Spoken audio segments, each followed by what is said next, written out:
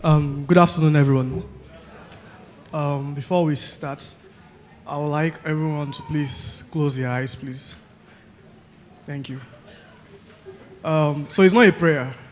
So I would like everyone to close their eyes, and I would like you to do what?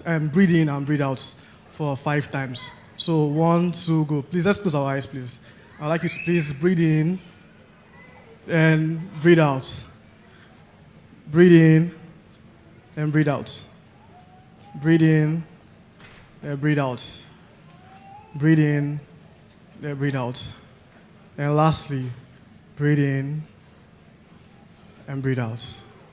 All right, thank you. So we'll be having health session now. I'll be inviting the panelists to come on stage. Here with me, I have. Seriously? My name is Tanya Ajide. Yeah, Tanya Ajide. So I'll be inviting the panelists to come on stage. I'll be inviting Dr. Jack Mbom. He's a doctor in exercise physiology. I'll also be inviting Dr. Bola Faleye. She's a doctor in public health.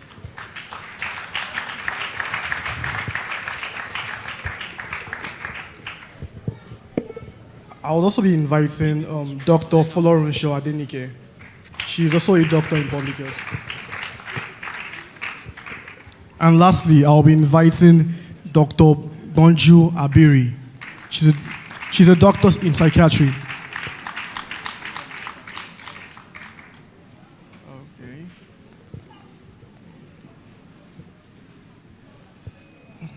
All right.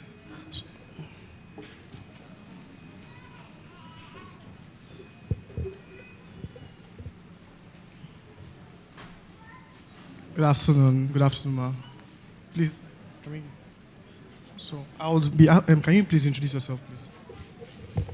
My name is Bonju Bola Abiri. My name is Adenike Folorunsho. All right, thank you very much. Dr. Bola Faleye, please. Okay. Okay, we can start, please. Done.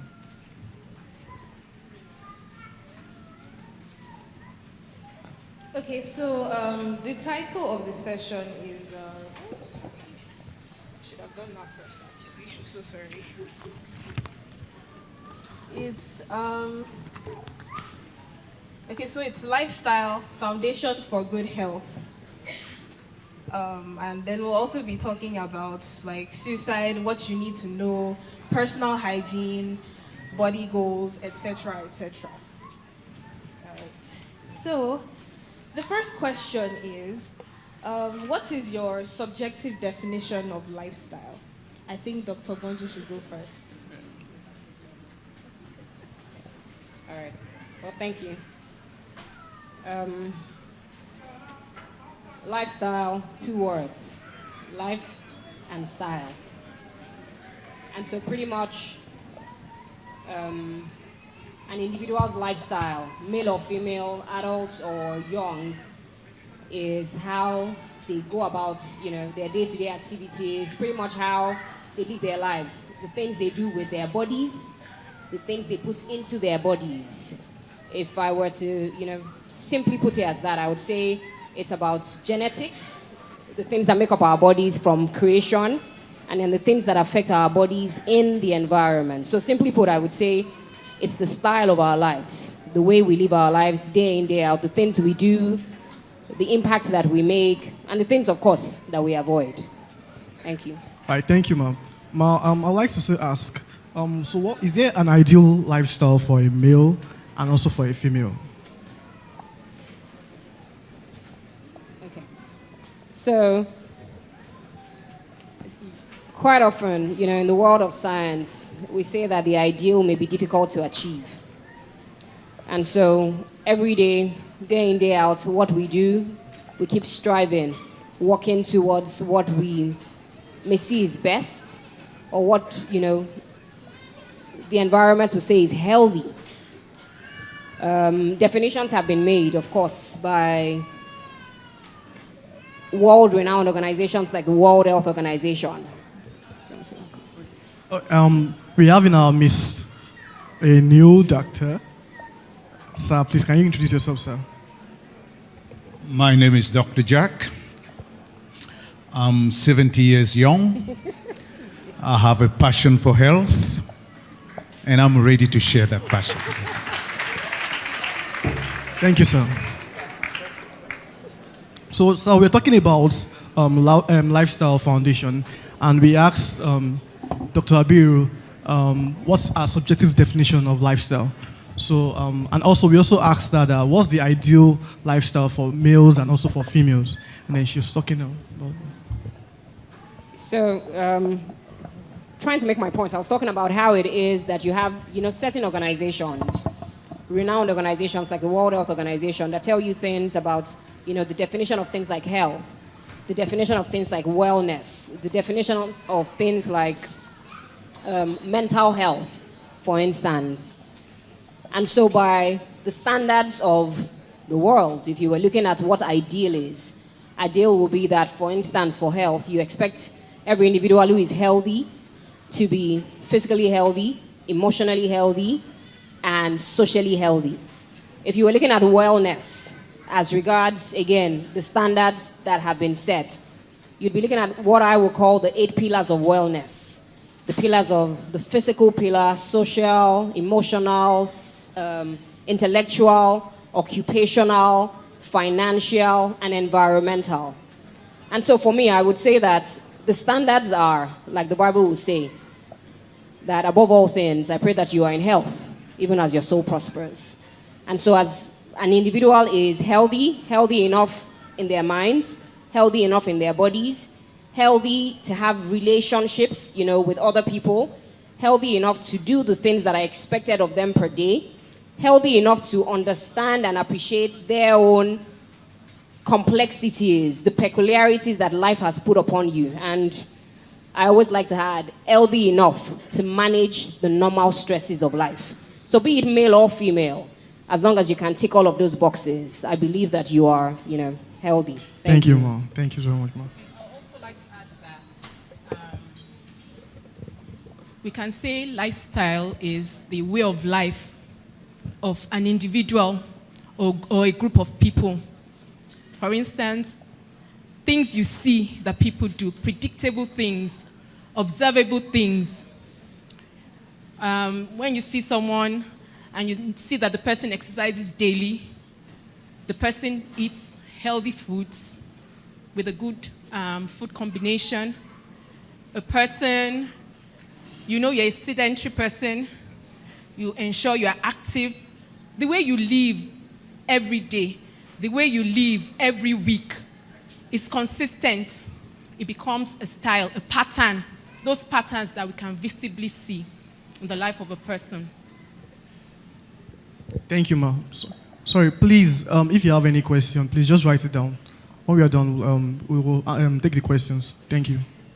Yeah, what I'd like to add, mostly in the area of wellness, is that wellness is a much more inclusive, definition of health.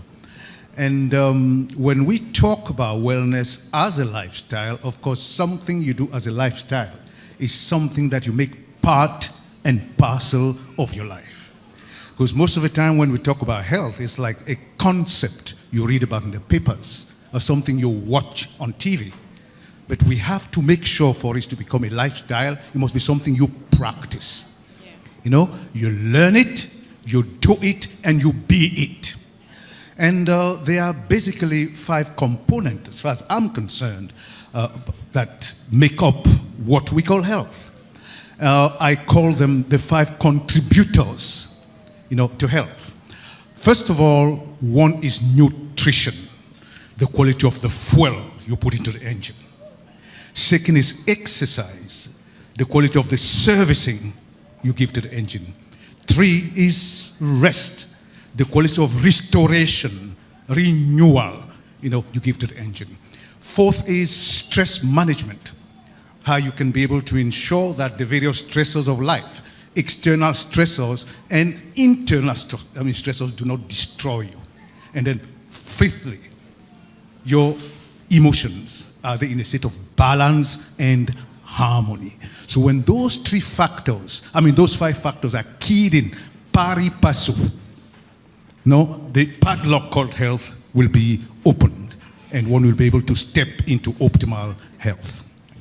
Permit me to be a bit real. About 33 years ago, I was about 17. From between the time I was like 12 to 17, we had just become Seventh-day Adventists.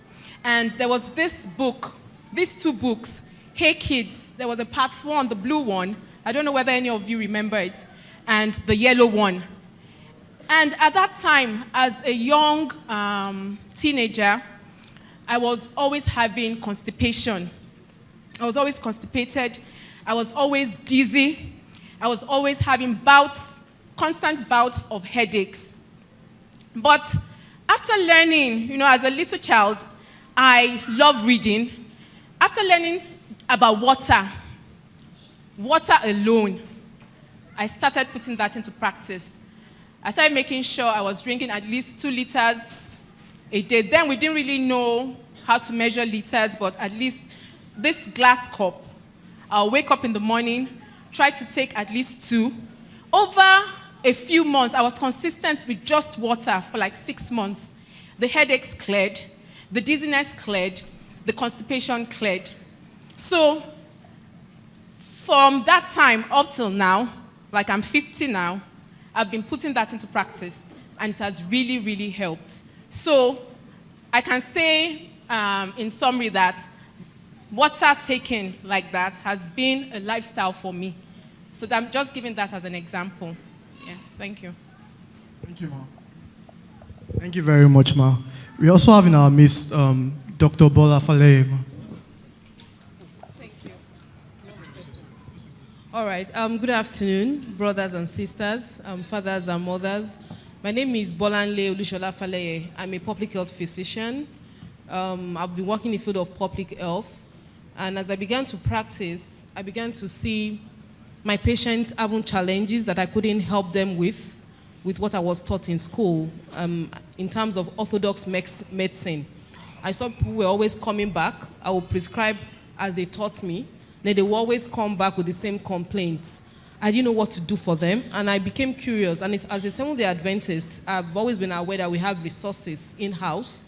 That's a woman who wasn't even a health professional wrote down. And as I read more about her and about her writings, I realized that the best way, like Hippocrates said, the father of medicine, the best way to health is to go the nutritional way, to give every human being what they need to grow and to thrive. Not too much, not too little, but just enough as God has given us. Thank you.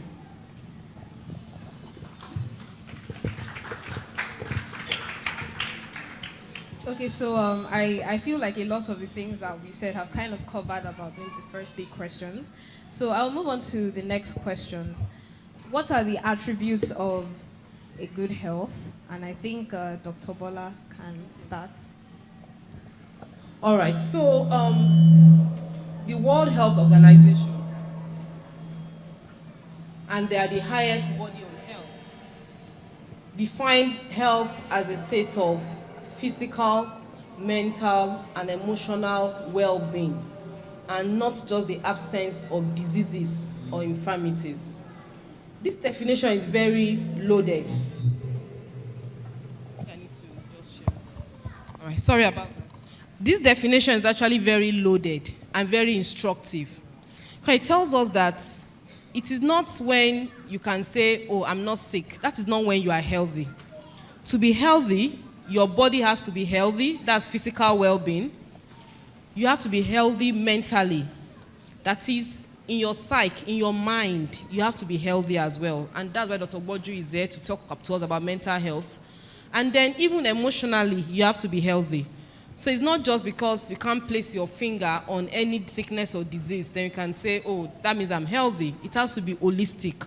An interesting thing about the way God made man is that the body and the mind are connected. A couple of years ago, I was asked to do a seminar on stress and effects on the body. And I did some research. I mean, we've always known in medicine that, when people are sick, they could also be sick in their minds. And we, colloquially, our people always say, when you say somebody is hypertensive, they will say, what is he thinking about? Kilo nro. I'm sure you've heard of that. But the truth is that that's actually a very pertinent question, kilo nro. Because the truth about life is that our bodies and our minds are connected.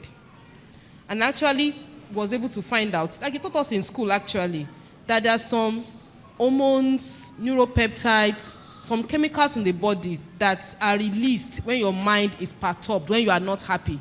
So WHO is right.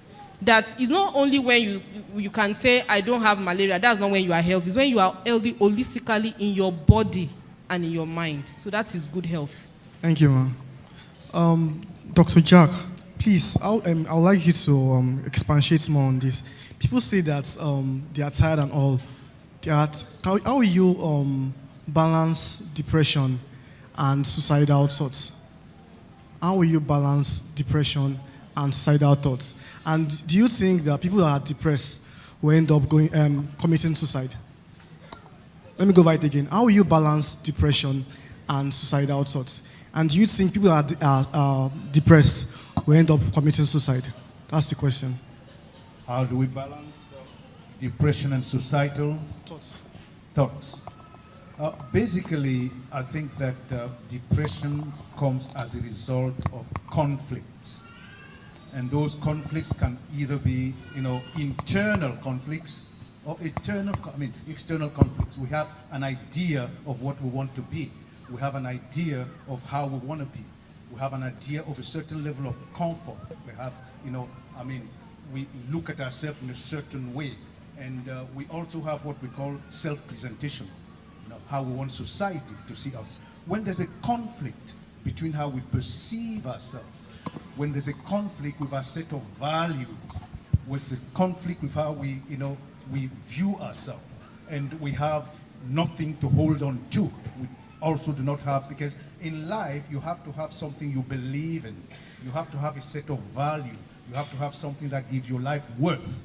So when you don't have that, feeling of self-worth, when, things are not moving the way they should be, and there's a conflict between your perception, internal and external, definitely you will be depressed. First of all, anxiety sets in. When anxiety sets in, and then you now find yourself incapable over the midterm and the long term to be able to sort out those conflicts, then you become depressed. Depression comes because basically you come to the conclusion that there's nothing I can do or very little I can do to solve this problem. Then the next thing is you go suicidal. Basically when you go suicidal, you've actually lost all hope that you could be able to regain that balance. We're talking about balance and harmony in terms of health. The thing I'm saying again is that there must be conflict. When there's a conflict and you cannot solve it, anxiety will come in. When that anxiety cannot be able to be solved, basically you're going to be depressed because you come to the conclusion that there's very little you can do about that. And you're depressed and there's nothing you can hang on to or hold on to. Then you start having suicidal thoughts and, Thank you. Before we move on from this question, I actually wanted to ask Dr. Boju. So a lot of times, especially here, like in church, I'm not saying like here, but then generally, like Christians believe that, when they say depression, they feel like it's one demon that's come to possess somebody. You're depressed. It's because you're not reading your Bible. It's because you're not. So, like, is that true? Is depression a demon? Is it a spirit? Is this something that we need to fast and kabash out? Or, because it's a really big deal. A lot of people just feel like, okay, it's depression. Don't worry. Once I just pray about it. I'm not saying that prayer doesn't work. I'm not a doctor, please. But then, people just feel like, once they pray it out, and then sometimes they might pray and then they still feel depressed. So can you just shed a bit more light on that? All right. Well, sir, in response, the first thing that I want to say is the Bible says that we should guard our hearts with all diligence, for out of it flows the issues of life. And so sometimes, in psychiatry, we'll say the mind, the heart, the brain. Like Dr. Bola said, our minds and our bodies are linked. I remember giving a talk on depression here one day, and I went back into the Bible and picked out biblical figures who were depressed. And so when King Saul was depressed, his spirit was heavy, he was downtrodden, he was overwhelmed. What he did was that he had David come in to play the harp. Music therapy. Depression is many things, and of course, in addition to what the Bible has shown us, science has also shown that sometimes, when we hear that somebody killed themselves or they ended their own lives, you look at them and you say, but they had everything. So for instance, you look at people like Anthony Bourdain, Kate Spade, they had everything. They seem to have everything, or they seem to have everything that we think that everyone would want. But depression is different. Depression is a mood disorder, a disorder of mood. And depression is actually much more prevalent than we can imagine or want to admit. I think very importantly, it's also pertinent to identify that there's something called smiling depression, functional depression. A lot of people are unhappy, they are sad, they are overwhelmed, they are miserable, but they show up every day like all is well.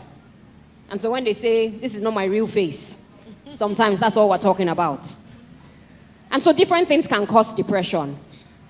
Like Dr. Jack had said, when there's a conflict between this is who I am and this is who I want to be in any area of our lives, when that gap continues to increase, we may feel depressed. We may feel depressed when we've lost something, lost a loved one to death, lost a loved opportunity. I was supposed to be promoted, but they passed me over. Lost a loved relationship. Maybe they served someone breakfast. Depression can happen. Depression can happen because we are living in tough, difficult times. Someone just texted me, the dollar is 670. There's insecurity. There's financial difficulty. People are finding it hard to eat. People are finding it difficult to survive. Depression is a reaction to a loss. So that loss can be a desire that you had, that you dream of, that you want, but you never get there.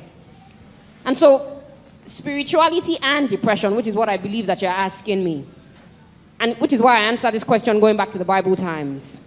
Even the Bible documented that Bible figures were depressed. I know that we'll still touch on spirituality and depression. But a lot of research has shown that believing in God, believing in a higher being, having a source above yourself, and realizing that beyond all that you can see, and beyond all that there is a solution in God. Of course, as scientists, we would also say that if it is that you need to talk to someone about what it is that you're going through, or that you need to use medication if the need arises, do what you must. Trust that your doctor will help you take the best decision. But of course, like you've asked, spirituality plays a very significant role. Thank you.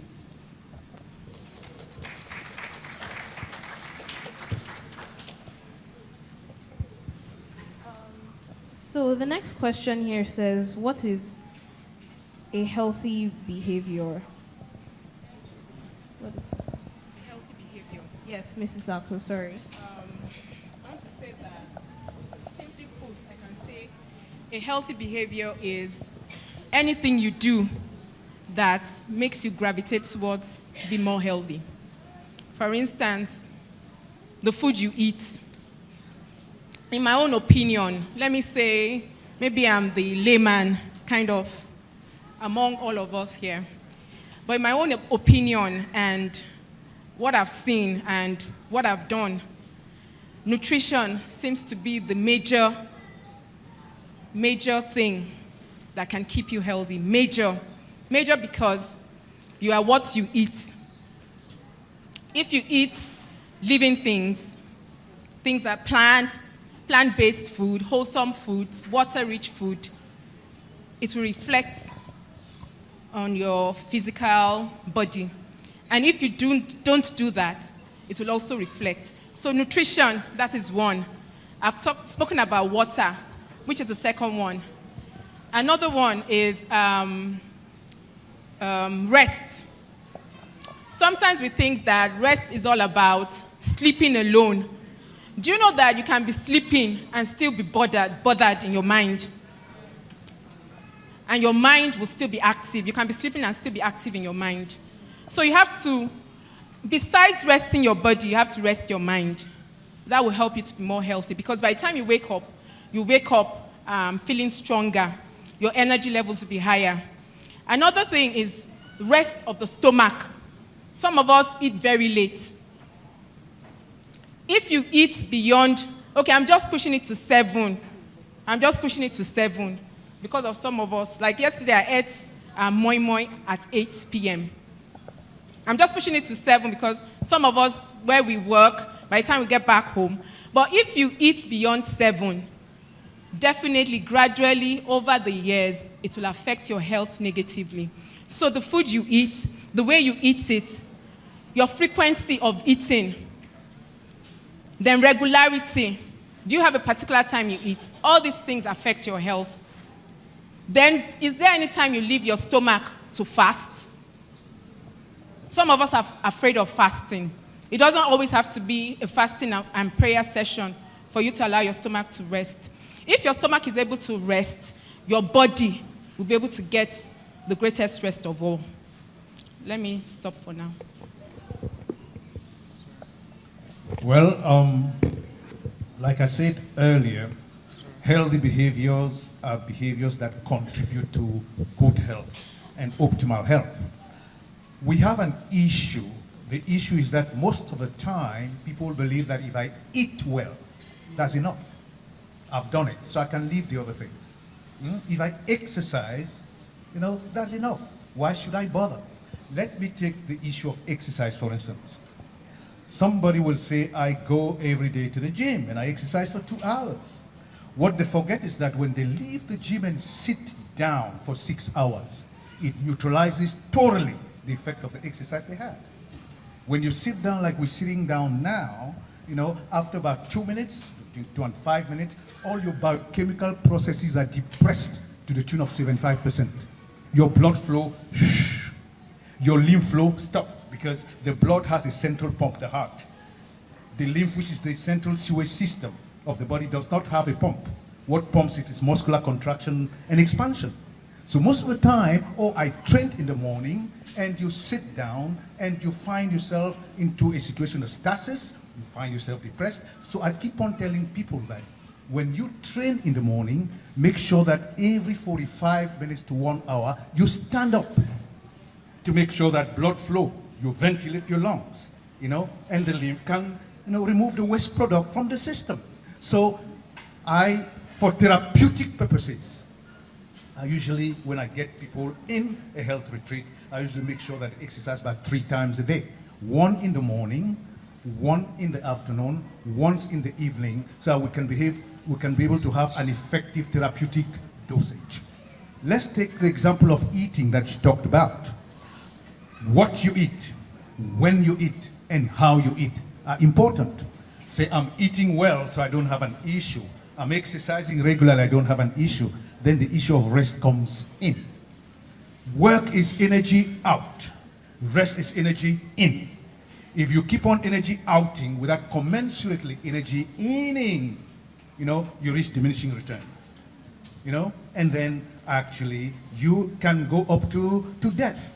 Consequently, we have to make sure that all those things are done pari passu. Then, balance emotions, like we're talking about.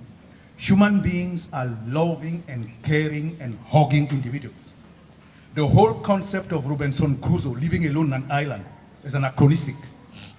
Human beings congregate, they aggregate, they are social animals. Look at what happened during COVID. We used to go to zoos to look at animals behind bars. During COVID, animals left the bushes to come and look at us behind window bars and door bars. That's why, the depression went up, anxiety went up, suicide went up, and then the issue of stress management. Right now, everybody, is actually wasting, is actually being traumatized by Buharinomics. Before that we had good luck Jonathanomics, but we have youth today. What country in the world do you have youth who are sitting down at home, not going to school? Like, you just tell me. And when you do go to school and you graduate, there are no jobs. So mental health issues coming. So consequently, what I'm trying to say is that we have to make sure that all these health contributors, we use them and apply them pari passu, because they have an entourage effect. You cannot differentiate them, you cannot separate them. They are not going to work as effectively as when you apply all of them at a given point in time. Thank you, sir. Wait, is it just me, but the way Dr. Jack stood up, and please, can we guess his age, please? Anyone? Can you guess his age? His age, please. 70 years. And the way he was moving and walking, I don't know, is it just me, but I feel like he's fit. But I don't want to assume he's fit. So I'll ask Dr. Bola. Dr. Bola, please, can you help me? Can you be mentally fit and also physically fit at the same time? Yeah, of course. And it's more likely you'll be physically fit if you're also mentally fit. Like we said, the two are linked together. And the beauty of lifestyle and modifications to lifestyle is that it actually helps holistically. When you come to the hospital and you tell us that you have headache, we give you a medication for headache. Then you say you have stomach ache, we give you something else for stomach ache. Then you tell us my knees are paining me, we give you something else for the knee pain. And God help you that the medication we give you for knee pain will not also affect your stomach and complicate the stomach issues. So my point is, in orthodox medicine, most of our interventions, most of the medications that we have, our solutions are tailored towards individual sicknesses. But lifestyle handles everything holistically. So when you do things about your body, it actually helps your mental state as well. For example, exercising helps our bodies to be fit, but also helps your mental agility. It helps your mental state. It's like you're having a retreat all by yourself. When you wake up in the morning, for example, and you walk 30 minutes, 1 hour, or you're listening to music, it's very therapeutic for your body and for your mind, which is the mental state. So yes, we can be physically fit and mentally fit at the same time. Thank you, ma'am. Yeah, there's something I'd like to add. In fact, we have a lot of young people here. I usually advise, young people when they're at school, they have exam, to hit the gym first before they go to the library. Okay? Because he just said something. When you exercise, the brain is in control. Research has shown that when you exercise, you actually have more brain cells being grown in the hippocampus and the prefrontal cortex. Your brain size actually increases. When you also exercise for 30 minutes, we have what you call BDNF, brain-derived neurotrophic factor, which is like the fertilizer of the brain. That you'll have about 30 or 40% of it circulating in your blood serum. Means that you have to hit that gym first, before you go to the library, when your brain is fertilized and it can make use of the... Thank you, sir. Dr. Folorunsho, please, what's your subjective definition of good personal hygiene? Keeping your external body.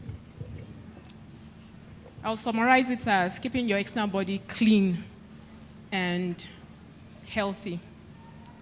Clean in the sense that your clothes are clean, your underwears are clean, you bath properly. When I was reading about personal hygiene because of this program, and I stumbled across a place where they said bath 2 to 3 times a week. I said, that is definitely not for Nigeria. Because If you don't bath twice a day, you'll be hot and sweaty, your armpits will be oozing and things like that. So this is definitely not for Nigeria. So making sure your hands are clean at all times, making sure your underwears are clean. For men, sorry, I'm going further. Let me just finish what I have to say. For men, your boxers, your singlets must be clean. Change them every day. Change them every day. For women, your bras. I'm sure there's no one here that wears her pants twice. I'm very sure there's none. Then maybe some people want to wear their tights twice. Change them every day. Because I found out that if your underwears are clean and your clothes are clean, you will hardly have body odor. That's what I found out. So I encourage that. Thank you, Mom. Thank you, Mom. Okay. Thank you, Mom.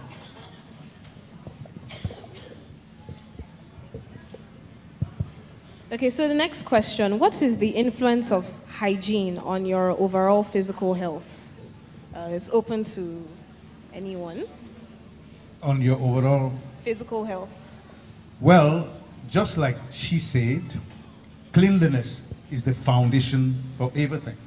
When we talk about this body being the temple of the Holy Spirit, the basic foundation of it having that value is cleanliness. Of course, if you're not clean, basically, if your hygiene practice is low, you're going to be unhealthy because you're going to be dirty, and dirt will also make it much more easier for you for the infective organisms, which are opportunistic, to be able to gain entrance into your body and cause havoc. Also, if you are not clean, if your environment is not clean, your body is not clean, your food is not clean, the water is not clean, the air is not clean, and your habits are not clean, you simply are setting up yourself for serious, issues with infections, and your health is going to be, definitely seriously affected. So it means that even if you have a healthy blood pressure and blood sugar levels and everything, you're still prone to other things if your hygiene is not top notch. Basically, yes, because all those things we talk about a domino effect. I'll even be surprised how you're going to have your blood sugar, good blood sugar. You're going to have your BP. Well, I'm going to be very surprised because basically we live in a symbiotic environment with infective organisms. Like I tell people that our human cells are a minority inside our body. For every human cell you have about 9 to 10 bacteria and about 20 viruses. And all this live in symbiosis, in symbiosis. And if, for instance, you are dirty, then there'll be a tendency of you actually tempting this infective organism beyond the capacity to resist. You say, please come and visit me. And of course, when they do visit you, you should not complain that you have an infection. You shouldn't complain that you are sick, because definitely what you did resulted in that. All right, Tani, if I can just add to that. I did my master project on diarrhea diseases. And while I was researching, I came across many publications that showed that hand washing is the most effective and cheapest intervention in all public health interventions. It prevents diarrhea diseases, and it also prevents common cold. And of course, COVID taught us about hand washing, and many pharmacies became millionaires because they were selling hand sanitizers. The truth is that many of us have not been socialized to take hand washing as very important. A group of people, colleagues, went abroad for a training, a course, and they all had to stop over in a particular place, and they all wanted to use the restroom, just to illustrate the point I'm trying to make. So the restroom was fashioned in such a way that when you finish using the closets, you will not see anywhere to flush. unless you wash your hands. So hand washing is linked to the toilet flushing. So when you use the toilet and you want to go, you are supposed to wash your hands. And as soon as you put your hands in the sink, the toilet just flushes. And out of about 10 colleagues that were together, about 6 of them came out and complained, that toilet doesn't flush. I'm worried. As just a simple exposure for those, and forgive me, many of them were men. If I could add. Is somebody pointing and accusing? Hand washing is important, seriously, and we should be. People say I'm OCD about hand washing because I know. If you've been stuck in a traffic and you ate something bad before, you understand why it's important to wash your hands, because you didn't wash your hands before you put it in your mouth. So, please, Bonju. Yes, I just wanted to add, when I had my first child, people had often said that when children are teething, that they would have diarrhea. There's something Yorubas call it. I don't know. But they made it look like it was compulsory for every child who was teething to have diarrhea. And so I was waiting for the diarrhea, but it never happened. And so the single act, the seemingly simple and single act of hand washing can save so much. To be honest, pre-COVID, I wasn't big on hand washing, but I knew that every time my husband walked through the door, the first thing he did was wash his hands. And so COVID helped us. And so 2 children, no diarrhea. Please, let's cut that, myth. Let's start to wash our hands. I think the intentionality, the clarity, and the consciousness about our health habits would encourage that we are more and more healthy, and of course, that we have healthy behaviors. It would almost become like second nature, what you do almost every day. I can imagine that she wakes up and first thing in the morning, after probably prayers, is that she grabs a cup and she drinks her water. Lifestyle becomes easier when we start to do, these seemingly little things over and over again. Thank you. Sorry, I still want to say something about the issue of hand washing. It's to be on the lighter side. My husband is a typical Ekiti man. I hope he's not listening. And he doesn't, pre-COVID, he did not like washing his hands. And so anytime he comes back, I just said, please wash your hands. So he didn't like it. Each time I kept saying, wash your hands, and he didn't like it. He said, why get what me color for? That's how he would tell me. Kuku, why get what me color for? Kuku, come and cut my hand and go and wash them. So your own is even too much. So during COVID, he didn't have any choice but to go and wash his hands. And he used to be very prone to always having diarrhea. He used to be very prone.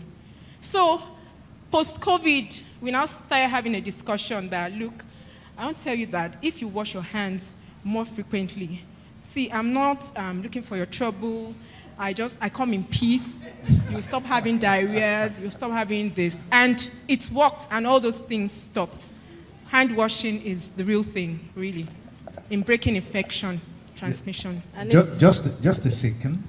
Since there has been an accusing finger towards men, and then ladies come in peace, not in pieces, there's something important that I'd like to add here, and it's my son who brought that to my mind.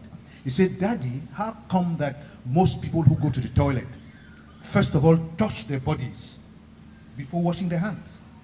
And yet, before going to the toilet, they shake hands, they hold doorknobs, they count money, and all those things are infected. Why don't they wash their hands first before they touch their bodies? Wouldn't it make sense? And since then, that's exactly what I do, because it makes a lot of sense. That's right. You have infected hands because you put them on everything, and you touch your body without washing them. And after touching your body, you know how clean your body is. That's not where the issue is. The primary issue is wash your hands first, before and after. And I even wanted to add, it's funny, also like relating to COVID and everything. One of my friends, he, I think just when like the lockdown kind of like eased and everything, he actually noticed that he hadn't really had a cold in like maybe over a year, and it was because of the frequent hand washing and just being careful, always washing your hands. So hand washing is actually very important, and if you can't wash your hands immediately, Sorry, another thing about personal hygiene. For women, the wigs, our hair is very important. There are some women you hug, and before you know it, you have to catch your breath. It's choking. So we need to be sure we keep our hair clean. Okay, so, well, I think you already kind of answered. The next question was supposed to be how to manage body odor. Sorry, I'm sure some of us don't know what diarrhea is. Because diarrhea is passing loose stools frequently. That's diarrhea, so that's why that's it. Yeah. Okay. So the next question is how can one manage body odor? I think you already, but it's still open to more contributions. And also, which one is better, antiperspirants or deodorants? Because I think a lot of people just feel like it's the same thing. As long as I don't smell, is one better than the other? Is one, so. Okay, I want to talk about that. Antiperspirants, anti against perspiration, against sweating. I feel antiperspirants might not really be okay because from what I learned, it blocks off your ability to sweat. And as human beings, we have to sweat because it helps with temperature regulation and things like that, and so many other benefits of sweating. It even helps with recovery from illnesses too.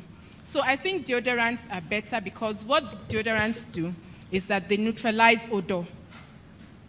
It prevents negative odors from oozing out of any area of our bodies. So the reason why I'm picking deodorants over antiperspirants is because deodorants do not, how will I put it, work against any natural procedure in your body.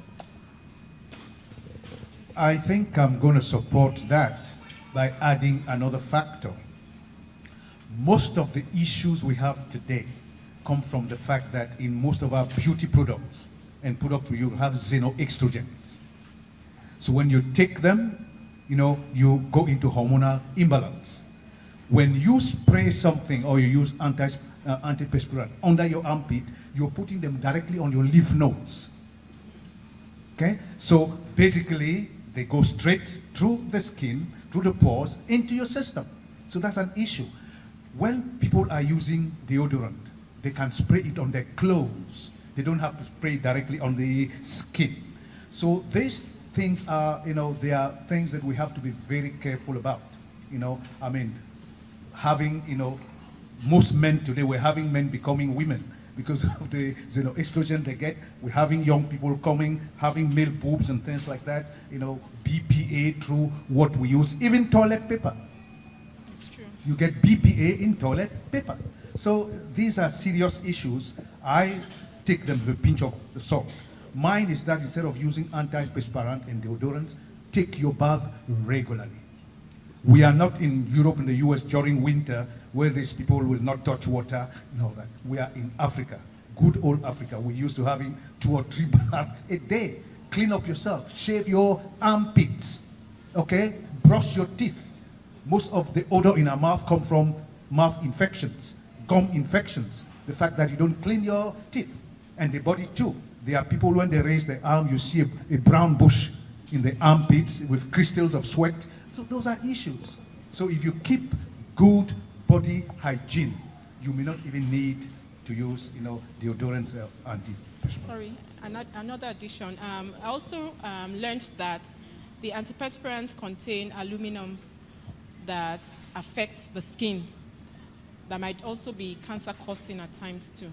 So the components in those antiperspirants can be dangerous for the health of our skins.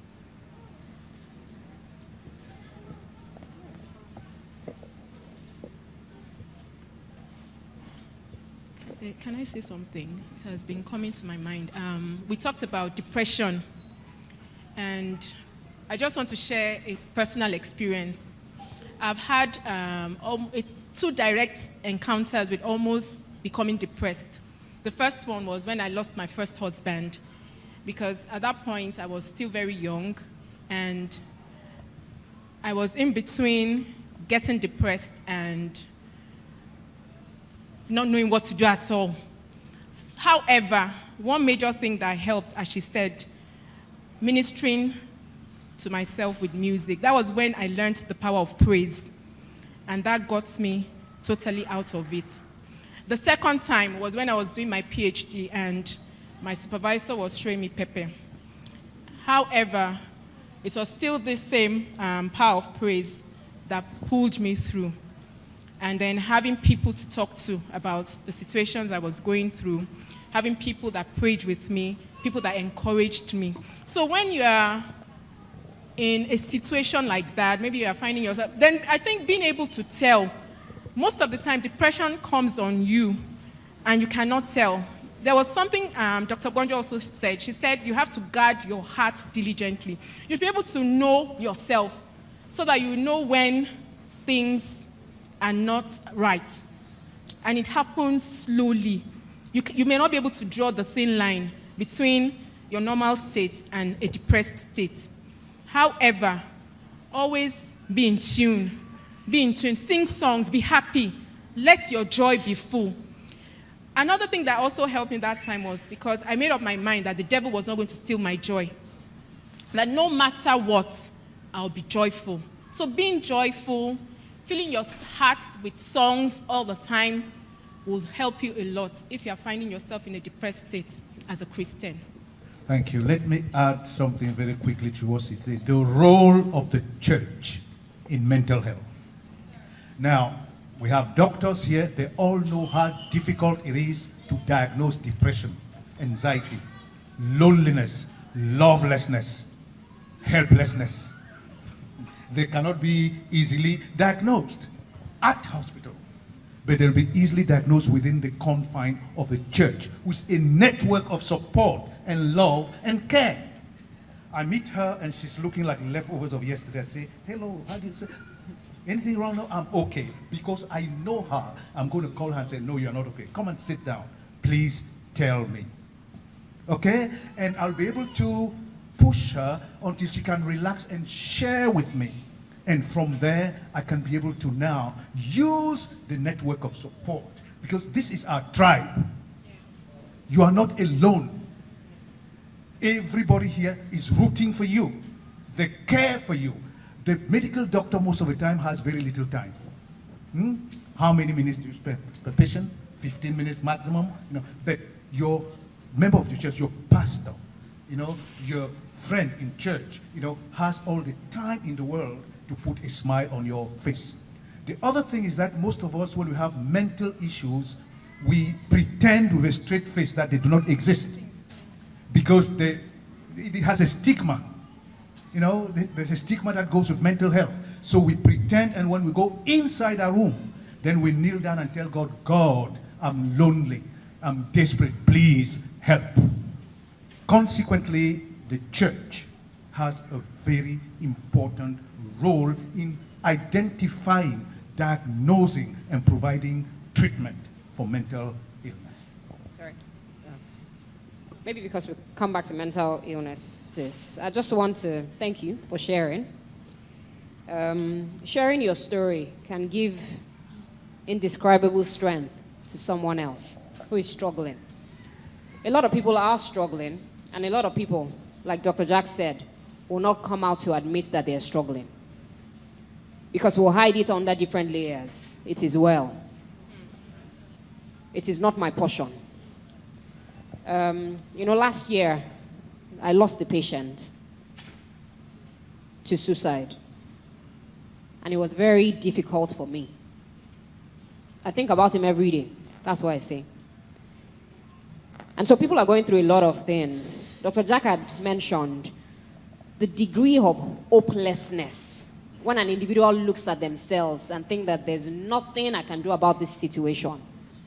It is dead on arrival. Is what pushes most people to suicide.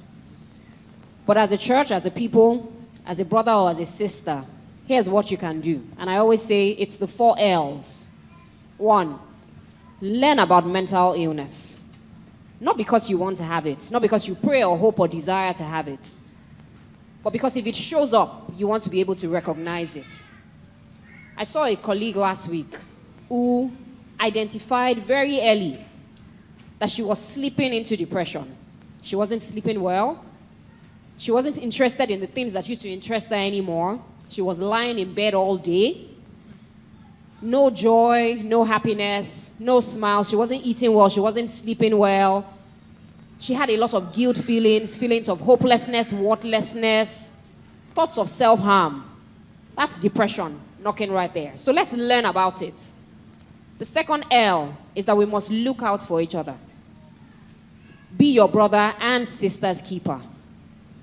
If you find someone who is usually the life of the party, who comes up looking very nice at all times, avoiding people, keeping to self, not wanting to talk to anybody, ignoring your phone calls, listen to them. After looking out for them and identifying them, listen to them in a kind, compassionate, non-invalidating, and non-judgmental manner.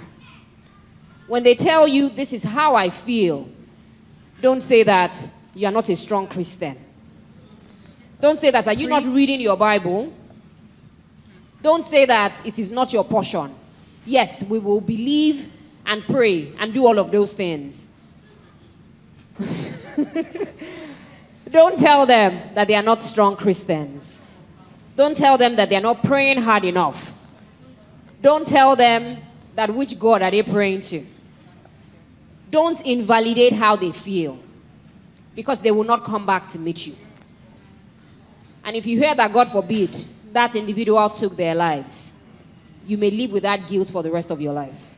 So learn, look out, listen, and last but not the least, link up. One day I came to church many years ago, and I noticed that someone wasn't quite well. And immediately we finished service, I reached out to Dr. Bola. I noticed this. Can we do something to help this person? And by the grace of God, we did. Link them up with sources of support where they can get help. Never underestimate the role of support. You know, most times when people hear support, what are they always thinking? What are they always thinking? Support is not always about money. Support can be a kind word. It can be a smile. It can be a kind gesture. But letting someone know that I can be here for you, I care, reach out to me in a difficult moment might be something that someone might need. Thank you. Thank you so much, ma.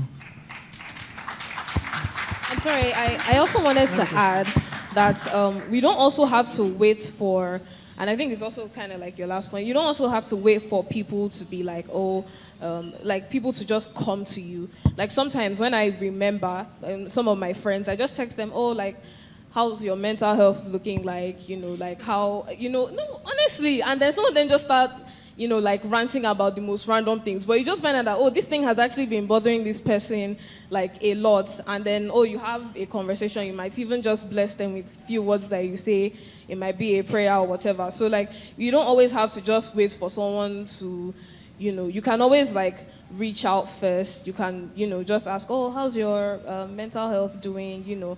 How are you doing? It's not always just about, financial support or, supporting their career. All those things are good too, but like your mental health is like, it's very important. It's like one of the principal things about like your life. It affects a lot of things.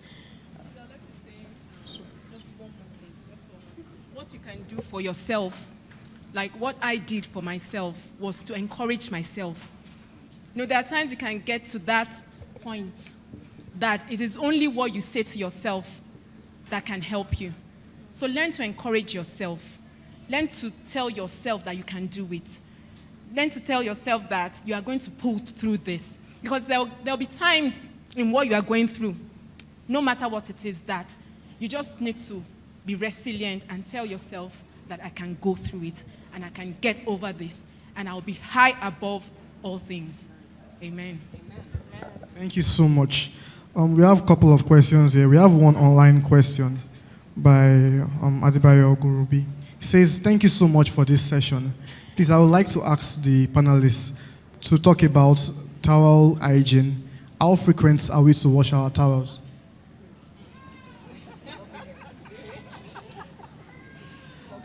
Okay, I would say, see, the psychiatrist is passing to the public health physician. They always do that. All the questions somebody else wants to answer. Okay, so, do you know why people wash their towels every day? That's when they have their bath, you know. They change their towels like every day. And remember in hotels, they actually wash your towels every day. So the truth about it is that when towels are wet, they are like a habitat for you to grow bacteria. So when you use a towel and you leave it indoors especially, it can grow mold, it can harbor bacteria. In fact, you can cut a piece of it and grow it, culture it. The things that will grow on those towels, you cannot imagine. So I would say you can wash your towels every day. And if you cannot, put it in the sun.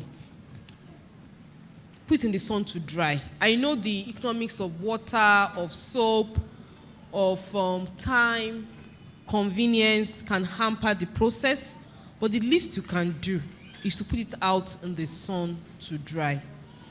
And I would suggest that at least once a week, get them washed. If you can do it every day, please wash it every day. But at least once a week, change your towels, and in between, leave them out in the sun to dry. Thank you, Ma. I also want to add that it's better to use smaller towels than the larger ones. When you use smaller ones, you can wash them easily well after bathing. But when you use the larger one, the temptation is there for you to spread it for sunning. And that's wisdom. That's wisdom. Less soap, less water, less effort to wash the smaller ones. Thank you, Ma. And that question is, what are some helpful skills that can help people who are depressed? What are some helpful skills that can help people who are depressed? And that question is, what are some ways to prevent anxiety and depression? So, I like to respond by saying that knowledge is power. If you don't know, you can't identify. If you identify depression when it happens, again, it's also, we need to be cautious, because what we're finding in this new generation, with Generation Zs especially, is that they are desperately looking for diagnosis. Doctor, tell me, there's something wrong with me. There's something wrong with me. Give me a diagnosis. Is it ADHD? Is it depression? It's beginning to look fancy, like I'm seeing a therapist, yes. And so we should be careful about that and not call everything a disorder. But if an individual has depression, how can you help yourself? Be knowledgeable about what is going on with you. Find out what has changed. And so you can do what is called a daily check-in, a daily self-check-in. But before you check in with yourself, there's also something called self-awareness. God has entrusted you with yourself. If there's one person you should know like no other, it is yourself. Yesterday morning, yesterday was Sunday, I was going to run a clinic. And as I was driving, I asked myself, how are you feeling? And I responded, I'm feeling blue. I wasn't feeling very happy. And it reflected not just in my mood. I didn't comb my hair. I covered my hair with a scarf to the clinic. And so when I had to be talking to my patients, I said, have you ever seen me like this? They said, no. Know yourself. It's the first thing that you can do. Know your triggers. What makes me sad? What makes me angry? What makes me irritated? If you can avoid people, places, and processes that stress you, that make you feel negative, that make you feel less than yourself, that's also very important. If you've gone through any trauma in your life, every Nigerian has gone through trauma, and we still go through trauma every day. The dollar is 670, that's trauma. Some people go through trauma as children, the loss of a parent, a dysfunctional home, watching parents fight, not having basic resources to go to school, to feed, physical abuse, emotional abuse, sexual abuse, neglect, either as a child or as an adult. Get help for the trauma that you've gone through. If your self-esteem is low, your confidence levels are low, it can affect everything about your life. Get help, get support. Put yourself first. Self-care is the best care. Self-care is not selfish. Very often as humans, especially women, we put ourselves last. And we take pride in taking care of everybody but ourselves. Put yourself first. The only thing you can give to other people is what is left of you. If you don't have anything, what can you give anyone else? Show kindness. Usually when we talk about kindness and love, we talk about giving them. But give yourself kindness. Show yourself love. Preventing anxiety. All of us have anxiety. This morning I was about to get into an elevator and I thought about the fact that what if they take light and it stops and I cannot come out? And it has happened before. If you go for an exam, no matter how well you worked, you will be anxious at the result. In those days, it was people that when they go for HIV test, they're anxious at the result. Now it's COVID. We can be anxious when we are waiting for a result. But when your anxiety level is higher than the stimulus that is presented to you, in such a way that you cannot function, it can become a disorder. I have patients who cannot stay in elevators alone. Patients who cannot drive cars. Patients who cannot go out by themselves. They stay in their homes. Preventing anxiety, again, it's knowledge. It's dealing with any underlying trauma. Underlying trauma, for instance, I met a young girl, and I'll round up with this, last week. She was robbed. One chance. That's trauma. She should talk to somebody about it, or else in a few weeks, she won't be able to go out of her gate, let alone take a bus. And so whatever issues that we have that are unresolved in our lives, let us learn to talk about it and seek help and support when we can get it. Thank you. Bonju, please go on. You know, if I can add to what you're saying, one of the two early exposures I had with people who were about to go into mental disorder, I'm not sure the diagnosis is this time, but it's always been a curious finding or experience. So in school, when we did psychiatry in school, I saw people that were frankly unwell, psychotic. It was easy to recognize. The ones I couldn't deal with were the patients I saw in clinic. So we're doing psychiatry posting. So we're in clinic, and I saw two people, and I've not forgotten since then. One was a young boy in a higher institution in Kwara State. And he comes to clinic, and the senior reg was, we're medical students, so we stood looking at him, and they were asking him, what is wrong with you? And the boy said, something is wrong. And the doctor said, what is it? And he said, every time he goes to the lecture hall, he feels everyone is looking at him. And in my young mind, I was like, what is wrong with you? Of course, everybody is looking at you. They're not blind. And I wanted to say, just get up and go. But his senior was and said, okay, tell me, why do you think they're all looking at you? And he says he doesn't know. He just feels that everybody's just focused on him. And the doctor said, but you're not the lecturer. They are looking at the lecturer. He said, yes, but he also feels they're also looking at him. And it got so bad, he was not going to lectures. So, and as I was looking at him, obviously there was something wrong. So I want to just encourage people to reach out when unusual things are happening. I was touched and I was like, what kind of life is this? He's obviously not functioning. He couldn't go, he missed tests, wasn't going to school. He was sitting in his hostel. It was the hostel patrons that dragged him out and took him and said, something is wrong with you, and they took him to, because he didn't used to do that. Secondly, was an elderly woman. So you could say this boy was generation, whatever generation he was, because he was being, but he was an elderly woman, illiterate. And they brought her. She sells things, a trader. And she came and she said, there's something wrong. And the doctor said, what was wrong? Another day, right? And she said, she's just ashamed. And he said, what are you ashamed of? She doesn't know. She's just shy. What are you shy of? She just feels the whole world is thinking and talking about her. And that was the beginning. And doctor said, they didn't give her medications, but I'm sure they gave her a short appointment to come back, and they wanted to keep talking to her. And that gets me curious about mental health. There's actually a very thin line sometimes between normalcy and abnormality. And as she said, people should know themselves and know when they are tilting to any of the two. Prayers can help, music can help, but get support. Get professional help. God answers prayers.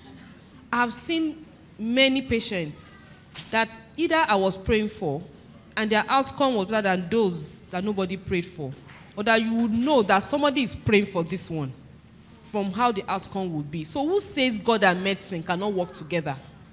Who says one must negate the other? I've had people who were ill and they had dreams, and in that dream there was a doctor. They said, this woman, so in spiritual language, so when a masquerade is chasing you in a dream, it's a bad sign. So I have an aunt who dreamt that the masquerade was chasing her, and as she was running from the masquerade, a doctor in a white coat appeared and helped her upstairs and shut the door. About a year later, she became ill, and she knew the exact doctor. Now, before she even got ill, when she got to work that day, she told the doctor, in a laughing mood, the next morning, the doctor she saw in the dream that helped her upstairs, she saw the doctor the next morning at work, and there was nothing wrong with her at that time, remember? And she told the doctor laughingly that she dreamt about him yesterday, doctor, and they all laughed about it. And she told him the dream, and they all laughed. Years later, she became very sick, and she didn't even have a diagnosis, and she was going from place to place. And this doctor that she didn't see, she had been sick for almost a year. She wasn't getting any solution. And the doctor that she saw in her dream came to her and said, Matron, why don't you try this? And she said she's tried everything. She's not even going anywhere again. If the end has come, that was it. And the doctor said, no, it can't be the end. Remember that dream? And she said, oh, that's... So the doctor said, listen to my advice. Go and seek this professor in this place. And that was the solution. So both can work together. Medicine and God, they are not in conflict. God gave us the knowledge that we have. Thank you. Thank you, Mister. And then there are one or two little things I want to add. One is that one of the greatest source of anxiety and depression today are social media. Media. Most of our young people who commit suicide out of Instagram, out of Facebook, we forget that the people take to the social media the best possible pictures of themselves. They paint themselves as high up there. And when you look at them, you say, I can't measure. And automatically, you get depressed. Okay? I had a lady who came to tell me, last week that, she had this couple of friends who looked so much in love. They were doing good, posting good pictures on Instagram. And just for her to hear a week later that they have divorced. And yet they looked so happy. They looked so well together. I said it was a pretense. It was what they were putting forth. It was not what they felt. So social media put a lot of pressure on you because you believe that you have to do something to live up to the expectations. So one of the things that we have to learn to do, and we hold the key, is cut down on social media. Second thing is what she talked about, self-help, self-care. Now, we have to understand that real love starts as self-love and develop into shared love. Real consciousness starts as self-consciousness, then develop into shared consciousness. Real care should start as self-care before it develops into shared care. That's very important. If you expect people to love you and take care of you more than you take care of yourself, you haven't started yet, and you're going to be disappointed. Then the third component is a spirit of self-worth. I want to make a point here to every one of you sitting down there. You are the most important person who exists. It's because you have eyes that you see me. You see me with your eyes. You hear me with your ears. You touch me with your hands. There's no way I can be even as important as you are to yourself. Consequently, don't let anybody make you feel out of place. I had my son who went to school, and the teacher asked him a question. He gave an answer, and then the teacher told him wrong. He said, no, it's right. He said, you're foolish. He said, I'm not, and I don't know about you. So the headmaster was passing, and he started laughing. Then the headmaster went to the class and said, why do you say the teacher is wrong? Because my father told me that what I said was right. And said, why do you think your father is right and the teacher is wrong? He said, because my father has a PhD, the teacher doesn't.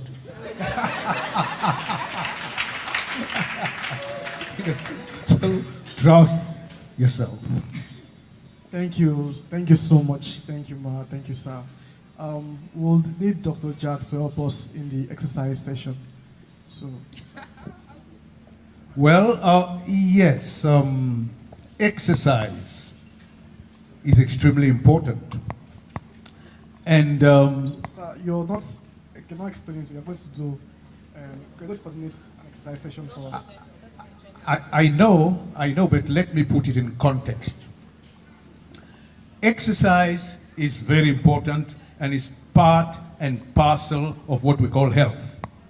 We were defining health. We talked about the WHO definition of health. You know, I would like to add in my own definition of health. For me, health is lack of symptoms of illness. Number one. Number two, no drugs. It means that if you achieve the lack of symptoms of illness by pulling behind you a cartload full of drugs, you are not healthy. You are in a state of drug-supported sub-health. Now, number three, plus energy and vitality to be productive and effective. It means that if you don't have any symptoms of illness, you are not on drugs, and yet you don't have the energy and vitality to be, productive, then you're not healthy. This is very important.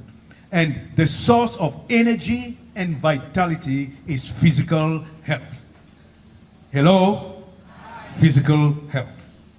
And the only way you can develop physical health is through exercise and then, physical activity. Consequently, we are going to go down together and try to do a few things that may make us healthier and fitter. Are you ready? Yes. Now, let me tell you something. At 70, I'm not old. 9 years ago, the World Health Organization redefined age classification. And the new classification is 0 to 17, underage. 18 to 65, young. Right. So I'm just 5 years above young. 66 to 79, middle age. 80 to 99, old. Above 100, ripe old. So now we're going to say who is young and who is middle aged. If I can do it more than you do, then I am young or underage and you are older. Are you ready? Challenge. Good. All right, ready to go? Beautiful. Keep on moving. Keep on moving. Keep on moving. Don't stop. Keep on moving. Keep on moving. Keep on moving. Don't stop. Whenever you exercise, you must start with warming up. What did I call it? Warming up increases body temperature. Warming up increases lung ventilation. Warming up increases blood circulation. Warming up increases elasticity of muscle fiber and connective tissue fiber. And warming up also prepares you mentally and physically for the hard load of the main part. So we're going to start warming up. Go, go, go from the ankles. Go, go, go, go, go, and go, and go, and go.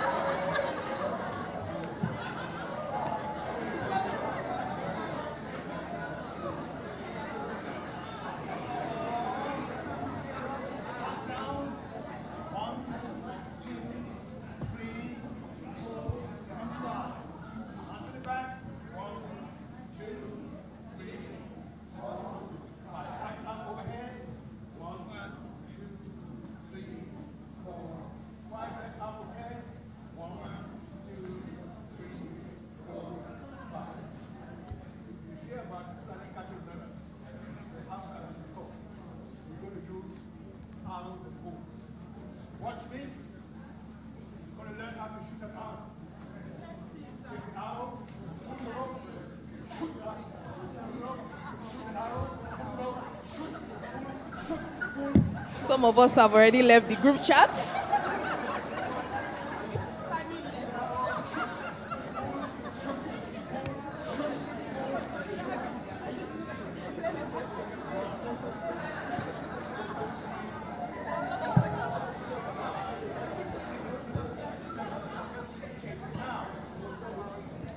Waist is a very important part of the body.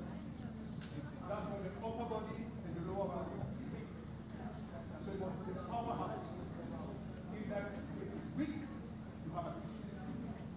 So let me see how you move those weights. If you have thick waist muscle, we're going to keep that working out. Ready? Try to step and go 1, 2, 3, 4, 5, 6, 7, 8, 9, 10.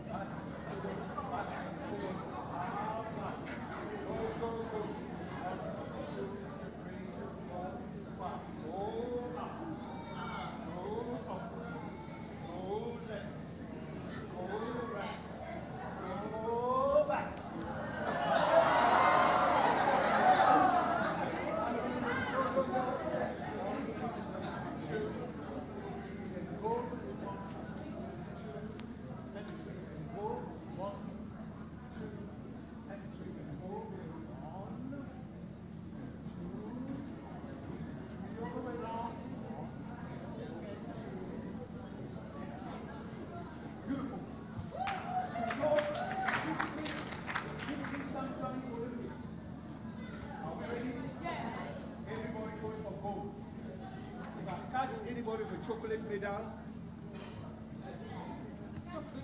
Now 1, 3, 1, 10 dash. Ready? Set, go!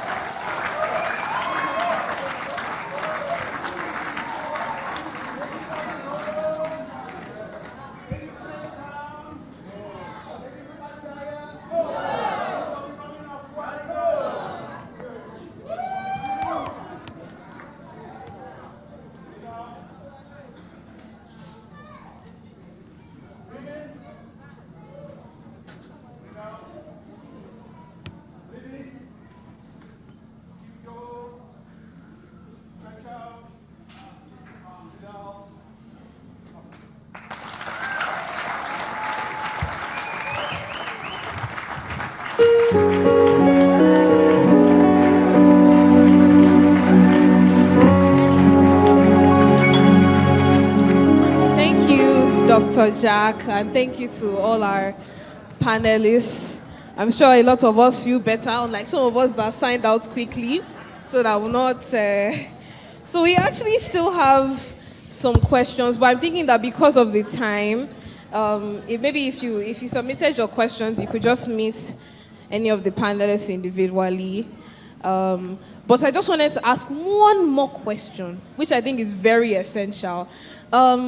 How can we how do I say this? How can we stay fit without being overwhelmed? Because if we're being honest, a lot of times they say, oh, okay, eat healthy food, do lots of exercise, like twice a day, and then everything just seems so overwhelming. But then they're essential, and we should actually try to do them. So how can we be fit without going overboard, without also being overwhelmed with all the information that we're getting on media and with all the things that we have to do? The question is open to anyone. Okay, I think one of the things we need to do is to have goals. What are your goals? What do you have to achieve? And when you've not been doing something before, I know it might be difficult and it might take time, but it takes determination. It takes taking some baby steps initially, but while keeping your eyes on the ball. But if somebody is already ill, I always say this, if somebody already has a health condition, it has to be a radical change. It has to be radical. And that's why you'll see most therapies, they'll say, go on only fruits and vegetables or even flutes for 30 days. And they work, but there has to be a radical change.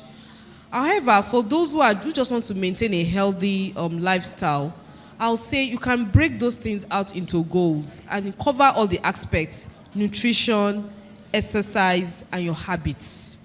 Start a bit of each of them and start progressing. One thing I think anybody can start doing immediately is to stop eating late. It's one of the biggest determinants of unhealthy lifestyle or even illnesses. Because eating late just stores the food in your trunk. And they always tell us medically that truncal obesity is the most dangerous obesity. You know what they call truncal obesity? The fatness around the stomach. Okay, so you can start those things.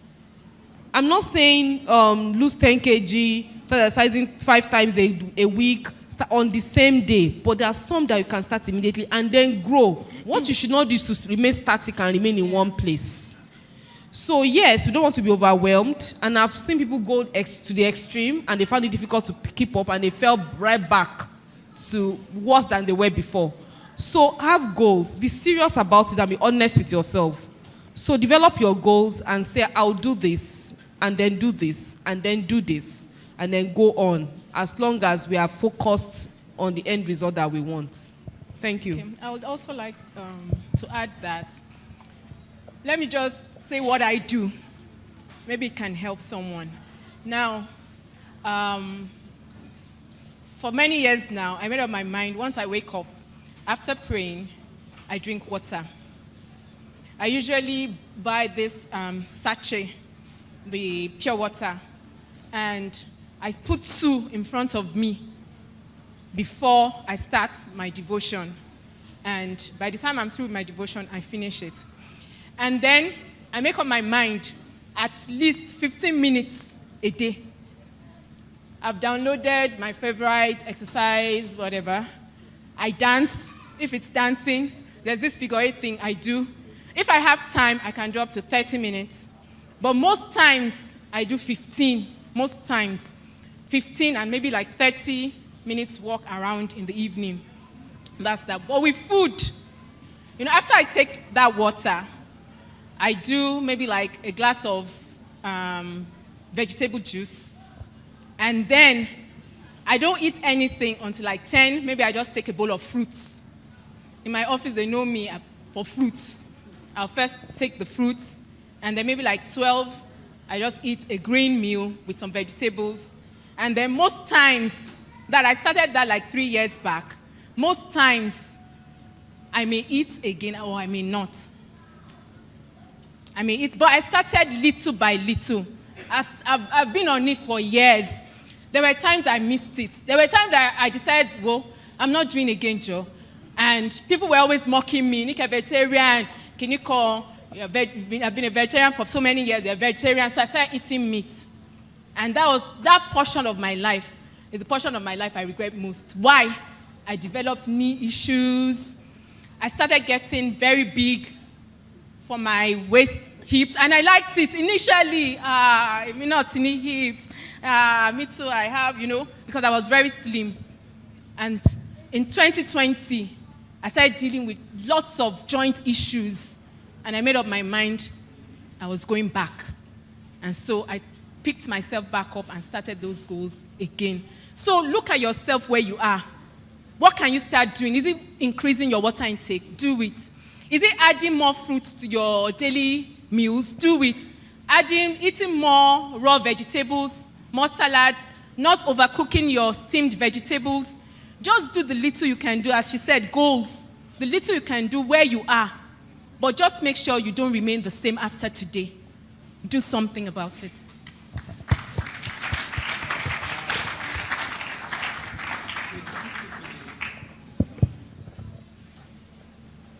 Thank you. Specifically, when it comes to exercise, we have to understand that it has to be part and parcel of our life. Medical science has proven today that exercise is the most important medicine that exists. And there's an understanding around the world that everybody needs a minimum of 150 minutes a week of exercise. That's the general understanding, which means about 30 minutes of exercise 5 days a week. I recommend 30 minutes of exercise every day for those who do not have a health issue. We call that performance management. For those who have a health issue, that's therapy management. The exercise has to be tailored specifically to their needs. But basically, there's also something I want to say about exercise. I encourage people to wake up in the morning, have your morning devotion, exercise to be able to recharge your battery for the energy you're going to use during the day, then go to the bathroom. Good. Now, if you want to do any high intensity exercise, then you need guidance. Because exercise has a certain number of values that all of us have to understand. First of all, exercise as an art form. I have VIP like Dokita who comes to visit me, and I bring Atilogu dancers to dance. That's exercise as an art form. Then we have exercise for leisure and recreation. When you go to the gym, it is exercise for leisure and recreation. You go to the beach, it's exercise for leisure and recreation. I have been training gym trainers for the past 42 years. I was the first national karate coach 42 years ago, one of the first black lecturers at the National Sports Institute. It was an Institute of Cooperation between Germany, America, and Nigeria. And I can tell you that 95% of gym instructors don't have a BSc in physical and health education. And that's dangerous. Your body is the most sophisticated piece of equipment ever created by God. You cannot take it and put it in the hands of an ignoramus. That is dangerous. Whether the ignoramus is you or the gym instructor, we have issues. I went to Port Harcourt to give a talk.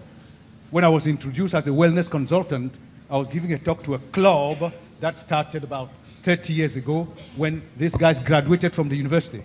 So we had 5 university professors, 5 or 6 medical doctors, architects, lawyers. So when I was introduced as a wellness consultant and given the mic to speak, a professor of medicine stood up and shook my hand and took the microphone and said, "Dr. Jack, I'm sorry, but I'm a university professor of medicine." Now, lots of wellness consultants have been introduced to me. Some of them as, retired bouncers. Some of them as retired bankers. So if you don't have a foundational degree in human science, if you don't have an advanced degree in human science, and you don't have a terminal degree in human science, then I have no business being here. I shook his hand. And when I explained to him that when he was doing his MBCH, I was doing my PhD. He came and hugged me, and said, went on. Mean that I passed the test. But that was a very good intervention. Please don't take your body and put it in the hands of somebody who does not understand anything about body. That's dangerous. Consequently, if you want to start exercise professionally, seriously, the first thing you have to do is go to a consultant. If you went to a medical doctor, before they listen to your story, they finish writing, whatever, run for your dear life. They're a medical babalao, not a medical doctor. Because if they won't listen to you to develop some hunches, put you to test to validate those hunches, then arrive at a diagnosis, then write a prescription. That is the methodology. Then they may ask you to come back after 5 days so that they can be able to see how the treatment is working, so that they can update and upgrade. That's the same methodology when it comes to exercise. In gym, you don't have consultants. Because in all these professions, there are people with conceptual capability, the consultant, and people with technocratic capability, the nurses and the instructors. So instructors cannot diagnose. They cannot prescribe. So you need to have a fitness assessment so we can take a snapshot of your startup exercise profile, determine your areas of deficiency, and then design a roadmap to turn those deficiencies into efficiencies. That is the way to go.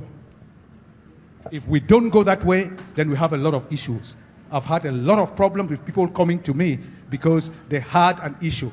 The last one, a pastor went for exercise, and then the instructor, in the guise of massaging his back, he reversed his lordosis. Yes.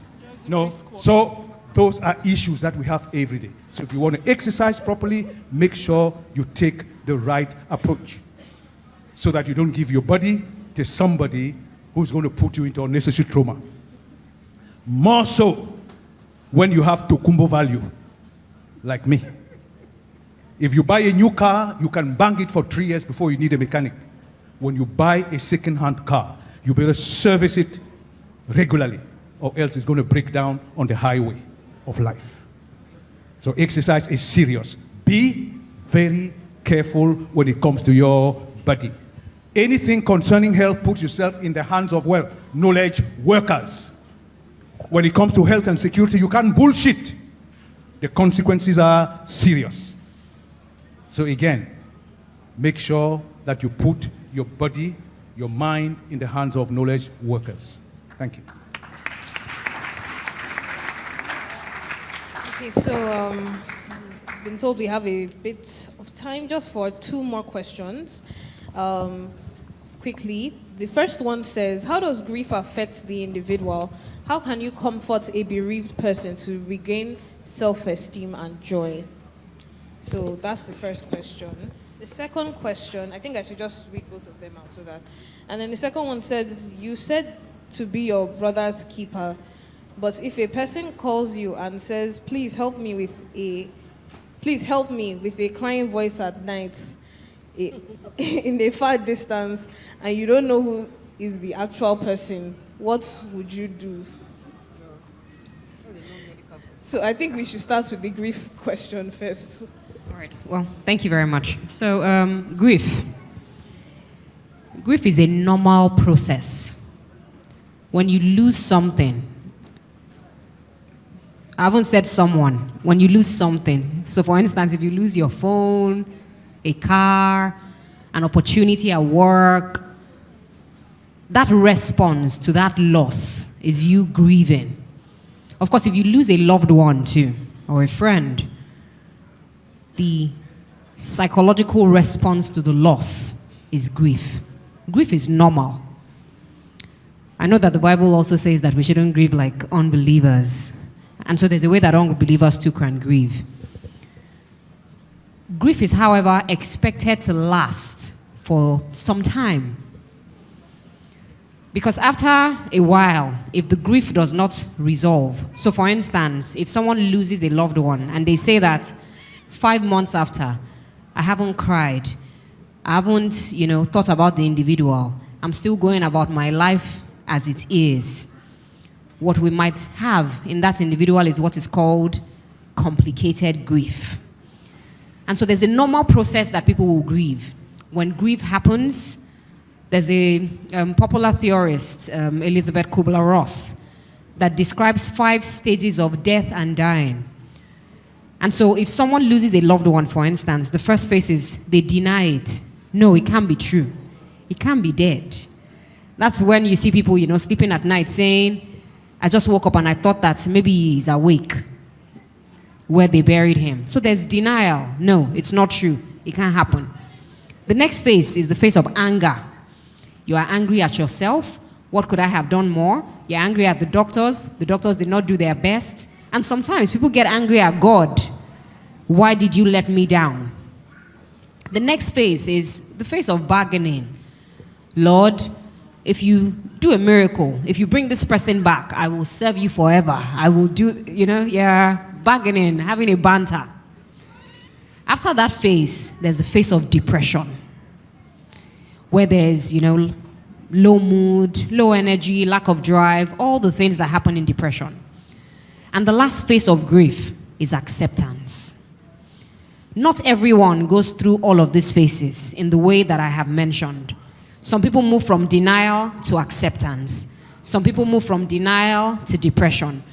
And some people might just accept. Grief, of course, is more difficult when it is sudden. And it is somebody, you have such a great relationship with.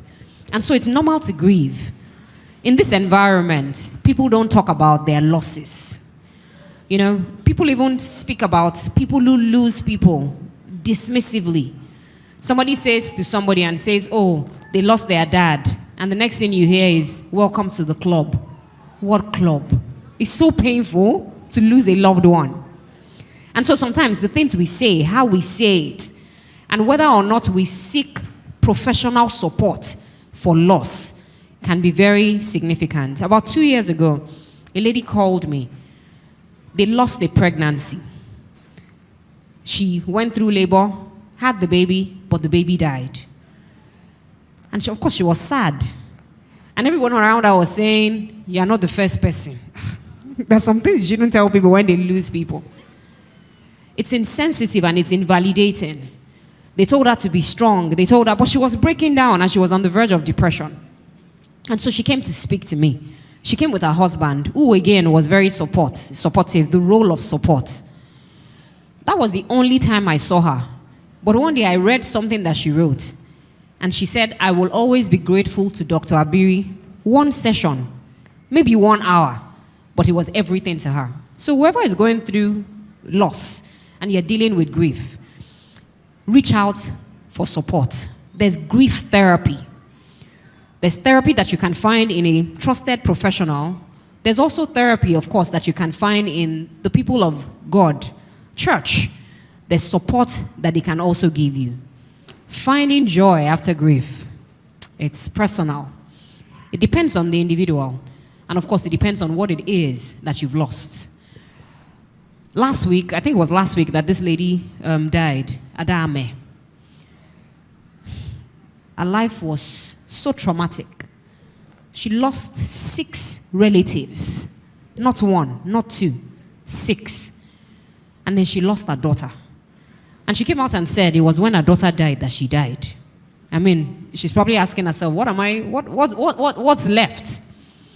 Something that she did, that she was open about, was that she coped maladaptively in an unhealthy fashion. How did she cope? She was drinking alcohol to down her sorrows and her worries. She was trying to cope because she didn't know better. About 2 weeks before she died, she came out and said she had mental health challenges. Chances are, the more she drank, she probably wasn't exercising. Maybe her physical health was suffering. If you have a mental health disorder, you don't even care whether you have a physical health condition. And so it's important to reach out and get help. Sometimes the people around you may have no words. If all that they can do is hold your hands and tell you that they can't understand what you're going through. You know, I told the patient yesterday, I said, I understand. He said, doctor, you don't understand. I said, okay, I take it back. I can imagine what you are going through. But having people to comfort you, to speak to you, but also importantly, finding your own strength. Looking inside yourself. So if you don't have anything within yourself to support yourself, when difficult times come, you will crumble. Build your own resilience. Difficult times will come. Difficult situations will come. But it is the skills that you have learned over time, how it is that you carry yourself, how it is that you encourage yourself, how it is that you affirm yourself and tell yourself great and mighty things, Nothing will steal my joy. This may be a tough patch, but it will pass. God will strengthen me in this difficult time. Sometimes that self-talk is actually a lot that you need to get through the grief that you might be going through. Thank you so much. Again, I would like to share a personal experience. I was 28 when I lost my first husband, and there were some people I didn't want to see. Once I see they are the ones coming through the window, I'll just disappear into the room. Because there's a way church people can come to you and worsen your situation. For instance, they'll tell you that the Lord giveth, the Lord taketh away. They'll say, it's because he was a good person. There are some words. What a grieving person needs is silence. Just be by the person's side. Just hold the person's hands. You can't understand what the person is going through. So don't tell them that you can understand, because you cannot. Because you've not lost a spouse. So you can't say you can understand, because you cannot. And then while I was grieving, I couldn't grieve outward. I grieved eternally because I couldn't cry. I couldn't cry. I was just there, even encouraging everybody else around me. However, months down the line, I started having like a pain in my chest. So I went to see the doctor, and he told me that it was because I didn't grieve externally. So the major thing I want to tell others is that when somebody is grieving, don't tell them that you understand, you don't understand. 2, just keep quiet. Just be there. Let your people, and when you're in such a state, you want presence, not comments. Because a lot is going through your mind. You are trying to adjust in so many areas. A lot is going through. You are going through a lot that you yourself cannot describe. People around you cannot describe. They can't put themselves in your shoes at that time, but just be there for the person. Thank you. I also wanted to add that I think it's important that we allow ourselves to go through the processes. Like, okay, so let's say, for example, someone loses a loved one, and people feel like just because they say, what's that statement? Maybe like time heals everything, that kind of thing. And I don't necessarily think that it is true, because just because, okay, you've accepted the fact that, okay, this person has died and all of that, it doesn't mean that you have healed fully from it. It doesn't mean that, okay, you're not allowed to grieve about it anymore. Like, it's the way you feel, and you shouldn't also invalidate your feelings. If you're feeling sad, oh, you remembered the good times you shared with this person that you lost, like, allow yourself to go through the processes, because I think a lot of times we just dismiss our feelings that, oh, it's been 2 months already, or it's been 2 years already, like, I should be over it by now. But if you're not over it, you're not over it. And I think the journey to like healing, like emotionally and grieving is very important, to allow ourselves to like go through all the stages. If you're feeling down, even if today you remember the person, you're feeling happy, it doesn't automatically mean that, okay, another day you feel like crying, you should not allow yourself to cry. So I think it's important that we should allow ourselves to go through the processes. So how are we going to answer this last question? Oh, okay, let me read it again. So the question says, you said to be your brother's keeper, but if a person calls you and says, please help me, with a crying voice at night in a far distance, and you don't know who the actual person is, what would you do? Well, in this age and time, self-preservation for me is key. Security is paramount. So if someone is calling you, where are they calling you from? Are they calling you from a physical location? Are they calling you from on the phone? Ensure that you are safe, first of all. You know, these days we're hearing all sorts about, oh, you're driving on the express road, a pregnant woman pretends as if she's in labor, you park, and unfortunately, it's an ambush. You don't want to be preyed upon when you're trying to help other people. So what I would often say is, you know, sometimes people just find your number randomly in different ways. Last week I was trying to discard something, and I noticed that it was in a bag that had been delivered to me with my full name, my number, my address. We need to be security conscious. And so I quickly took it out, ripped it apart, and threw it away. If it is someone that you know and they're reaching out to you for help, yes, you can support. But one thing I also want to say is that people should also realize that everybody is going through something. And so whenever people decide or tell you that they cannot help, it might actually be coming from a place of honesty. They may not be able to tell you everything they are also going through, but they would reach out to you in ways that they can. You know, about 2 months ago, somebody reached out to me, and this is somebody I haven't spoken to in 2 years.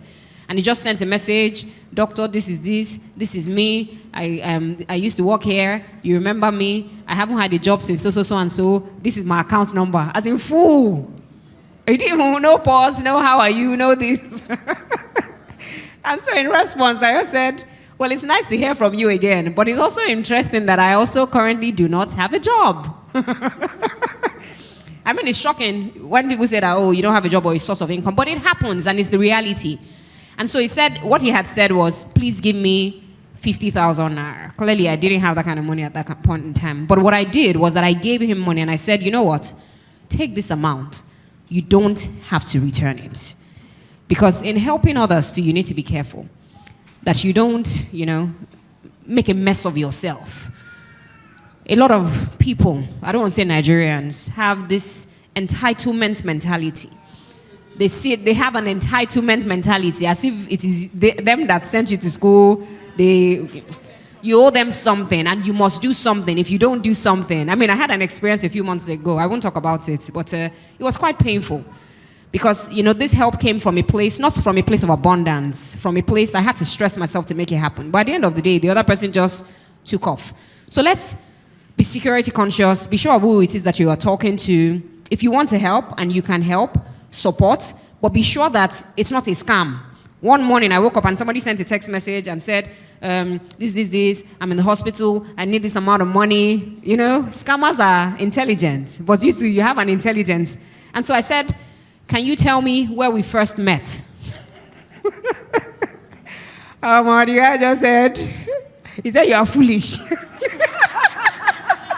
How can you be asking me? But of course, that's my own security question. It was, because I knew that this guy would not, you know, so at the end of the day, we found out that, you know, so I just told him, I said, you know, somebody just reached out to me, asking me for money, and when I told him, how did I meet you? He just went ballistic, you know, getting angry. Clearly, he did not get any money from me. And the guy said, oh, his phone had been hacked. And I said, please, try as much as possible to, you know, let people know. So whatever it is that God puts in your heart leads you to, you know, to give people. Some of us, at the end of the month, you have a certain allocation that you give to people who are in need, people who, you know, who are struggling. A friend called me last week, and I called her, actually, I thought about her. And so, like, you think about people. When you think about people, please check on them. And so I reached out to her, and I was like, what's going on? How are you? And she said, I'm not fine, Bonju. We don't have food at home. Not even a grain of rice. Wow. It was deep. Because, well, there's ASU strike. They're not paying salary. And I just thought about it. I don't have all the money in the world, but I have something that I can give. When I told my mother said, what can they do with what you sent? By the time she sent a list of what they did, it went above and beyond. So yes, there are people in need. There are people who are genuinely in need. Let's reach out to them. There are people who once in a while your heart will go out to reach out to. Let's lessen each other's burdens when we can. But then again, ensure that you are also in a good place, such that you don't, you know, deplete your own resources as well. Thank you. I'll go back to what Doctor said.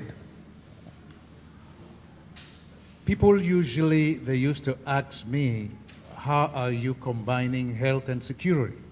Because for over 15 years, I was a security consultant to Shell, Chevron, Mobil, and all that in the Niger Delta.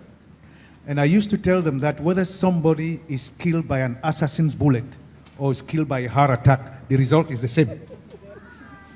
You leave a gaping hole in the organization and trauma and pain in the heart and the minds of the loved ones. So security and health are core needs. So of course there's a legal understanding that you need to be your brother's keeper. And that if something happens to somebody when you are there, you have vicarious responsibility. But it has to be done within a certain understanding. The understanding is that that which protects must firstly be protected. It means that if you don't have within you the feeling of safety and security, self-preservation will always take over the proper discharge of your responsibilities. So this is basically Security 101. It means that when you have a crisis, when you have an emergency, we have 3 types of emergency. We have a criminal emergency, if you are under armed robbery attack.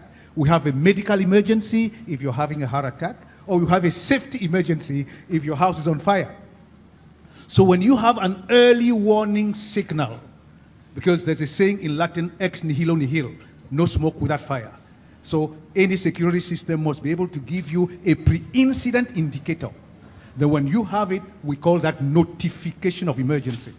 When you have notification of emergency, there must be recognition of emergency, or else the response will not be good.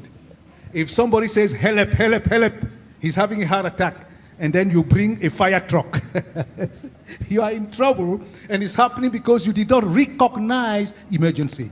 Type of emergency, place of emergency, scope of emergency. Then when you do that, then there can be a response to emergency. So, but within the scope of all that, you must make sure that you do not deplete your vulnerability your survivability by increasing your vulnerability. So whatever you do, security considerations are important. Don't go helping out somebody while killing yourself in the process. Whatever you give as help should be an extension of what you have, an outflow of what you have. So security is extremely important today. Always find out whether what you are doing will increase your survivability and decrease your vulnerability. Thank you. Thank you, Dr. Jack. So we've come to the end of the health panel session, and I hope everyone learned at least one thing, if not many.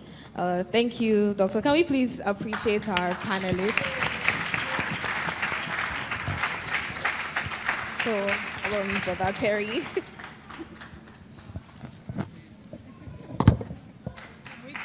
Let's put our hands together, guys. Let's keep clapping until they leave the podium.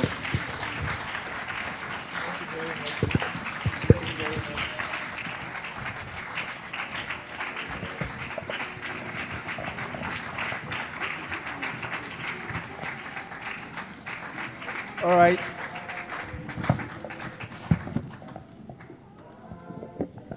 All right. We have come to the end of the afternoon session. But before we go, just a couple of announcements.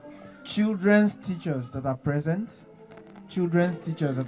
from all our outreaches, you have a meeting at the children class just behind the children's session by 4, immediately after this session. So when you leave here, please, children's teachers, go to the back for your meeting. You will see Sister Lola Oke over there, and she would handle that meeting. And then tomorrow, let me just tell you about tomorrow. Tomorrow we'll be handling personal finance, and we're going to have facilitators have a panel session with us. It's going to be very, very interesting. So make sure you come with your pens and papers. Tomorrow there will also be question and answers. Let's brace up and get ready. After now, we will go on break till 6. So between now and 6 o'clock is a free time, a rest period. Between this time, check your program booklet, everything you need to do, rest, even grabbing your dinner, you can have all that done. By 6 o'clock, we'll come back for the word and for the evening session. I pray that God will bless you all in Jesus' name. All right, see you later at 6. Bye-bye.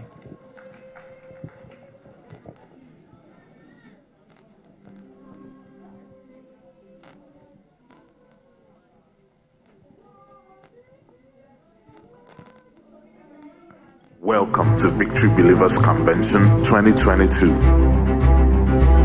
an annual gathering of God's children all over the world to share in the goodness and the mercy of God.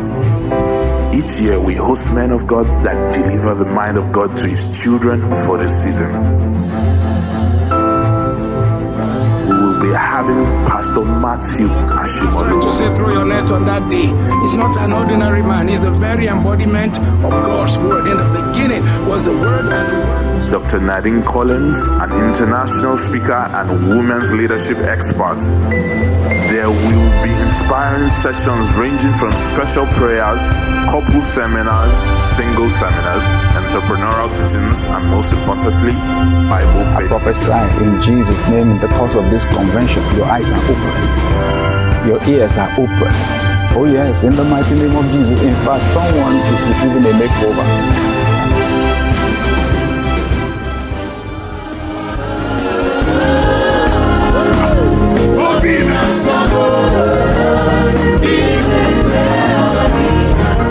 This year's convention will be both virtual and a physical event themed. The King is coming. Are you ready? And we trust God.